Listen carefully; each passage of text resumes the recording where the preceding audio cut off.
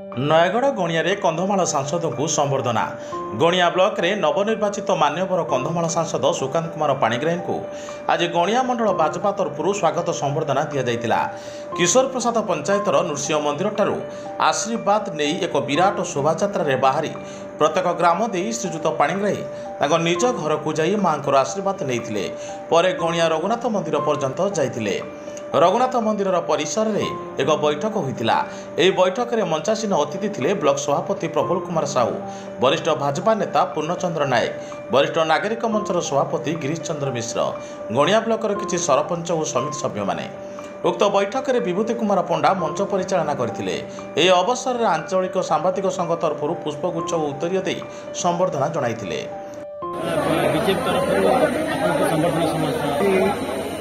गणिया नागरिक मंच तरफ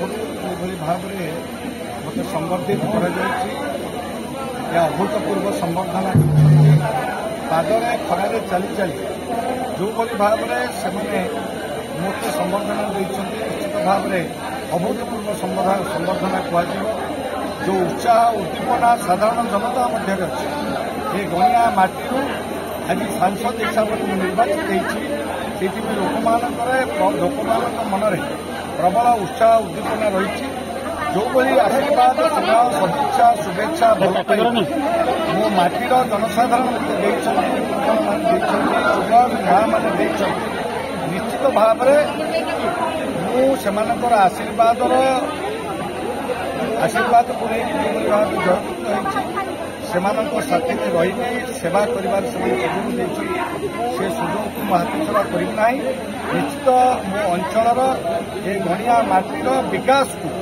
किभली भाव में विकास हम और समग्र भारत वर्ष सहित समताल विकसित हम ये अंचल में जलसेचन समस्या को आरंभ कर चाषी मान कोल्ड स्टोर पर्यंत और विभिन्न समस्या धान में कटनी छटनी होता सीटा किभली बंद हम 3100 टंका क्विंटाल किभली चाषी मानक धान किना जीव ये सब कथार माँ मान सुभद्रा योजन 50,000 टंकार भाउचर दिज्व आगामी दिन में जोटा 2 वर्ष भितर से मागणा खर्च करेंगे सुझार आवश्यकता ना माँ मान तो विभिन्न योजना केंद्रीय योजना जिते कार्यकारी होती सब मागणा चाउल ठू आरंभ कर प्रधानमंत्री आवास प्रकृत हिताधिकारी पाखे पहुंचब ठीक भाव लोक मैंने उपकृत हे मत जो दायित्व देते गुरु दायित्व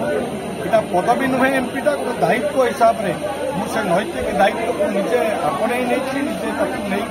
से दायित्व निर्वहन करी निश्चित भाव में लोक मान सेवार रही ये अंचल विकास सारथी भी ये प्रकार कोण नवापे मो मन में मत संकोच ना निश्चित भाव में प्रतिपादन करी ये माटीर पुओ हिसाब से अंचल विकास देशर विकास। नयगढ़ जिलूर मुख्य प्रतिनिधि अजित कुमार दास रिपोर्ट साई सत्य न्यूज।